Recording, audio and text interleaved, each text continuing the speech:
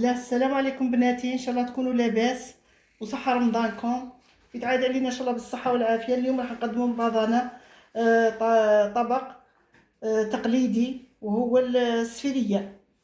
ان شاء الله نقدموا لكم على طريقته ان شاء الله تفهموه وتتعلموه ويجي بزاف بنين ان شاء الله. راح نقدموا اطراف الدجاج، عندنا البصل، عندنا الحميصه طايبه، عندنا السمن مغرف السمن، عندنا سكنجبير، عندنا الفلفل الابيض باش ما تكحلكمش المرقه، عندنا عود تاع القرفه وشويه كركم، صدر الدجاج ملحي، الحشيش معدنوس، عندنا سنينه ثوم، وعندنا البطاطا راني فورتها بالملح، بطاطا فورتها بالملح ودوك نهرسها، ندير معاها الفرماج هذا، ندير معاها صفر بيضاء، ندير معاها الحشيش والملح والفله كحل. اول حاجه عندنا السمن مغارفه السمن، عندنا زوج مغارف الزيت،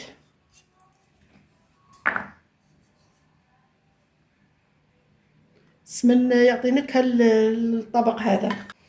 نفرغ الدجاج، نحط الدجاج لهنا، نفرغ الدجاج، واش عندك الدجاج ديري على حسب العائله تاعك. عندنا البصل حوالي نص حبه، عندنا سنينه الثوم،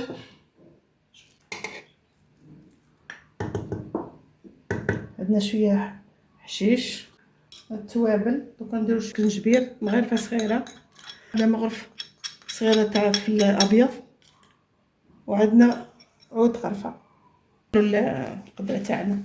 نرس البطاطا لازم تعود سخونه باش ما تعبكمش.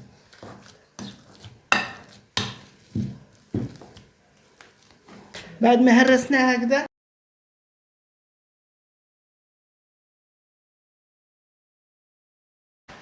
شويه حشيش، الملح، هي شويه مليحه تاع الفرماج، شويه فلفل كحل، وندير صفار البيض. الابيض نخلوه نوقفو بيه من الاخر ونخلط.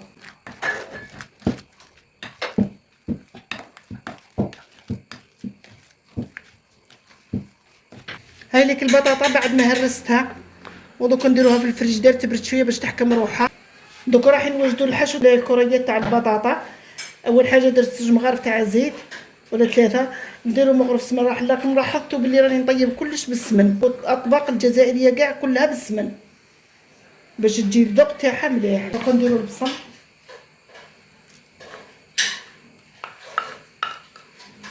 نزيد السنه تاع الثوم،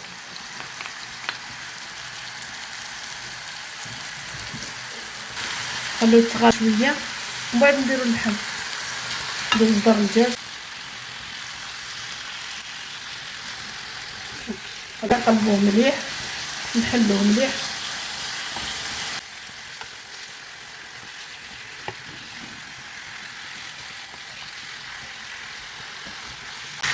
لا نار قليله باش ما يتحرقلكمش، وتقلبيه حتى ينشف شويه. دوك نديرو التوابل، شويه كمون على راس المغرف، ومغرف صغيره تاع فلفل كحل، وندير الملح صغيره تاع راس الحانوت، شويه حشيش،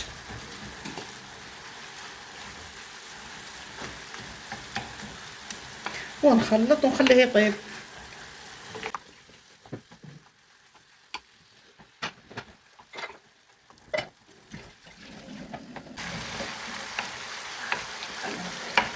هكذا نخلوها طيب. وهاي لك لاصوص بعد ما مرقناها تاع السفيريه. ها دوك مرقناها نخلوها طيب. الحميصه فيما بعد خاطر طايبه الحميصه تاعي. انا بعد ما رجعنا لكم بعد ما بردت البطاطا واحد 10 دقائق في الكونجيلاتور، ومن بعد نبداو نفاصو فيها. برك استعيني بشويه زيت،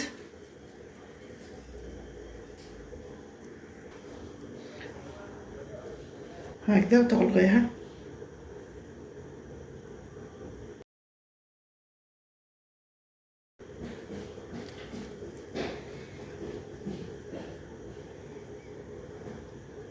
حطيها في الفرينة هكذا، تغمسيها ببياض البيض، تغبريها بالشابلير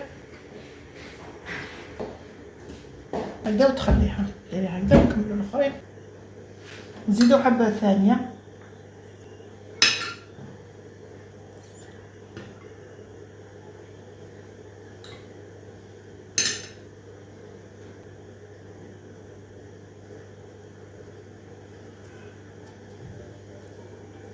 والسر تاعها باش ما تفتحلكش في المقله، لازم تخليها نص ساعه في الكونجيلاتور، وتخليها ميم تقلاصي ما تخافيش منها.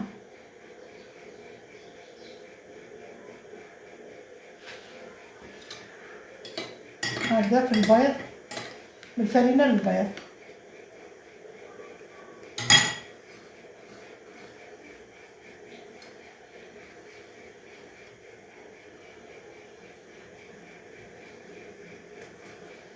ونكملو ونرجعو لكم. انا رجعنا لكم بعد ما طاب الطاجين وتجمر وقلينا لي اسمو البولات تاع ما تفتحوا ما والو. شوفوا كيفاش راهم دايرين، والله يبارك ما شاء الله. شوفوا كيف مجمر، شوف ولا صوص باينه. شوفوا لاصوص كيفاش دايره.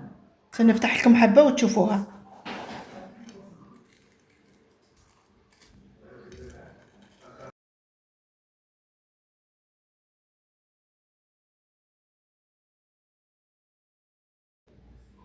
شوف بنينه الله يبارك، ما تفتح ما تخافوا منها.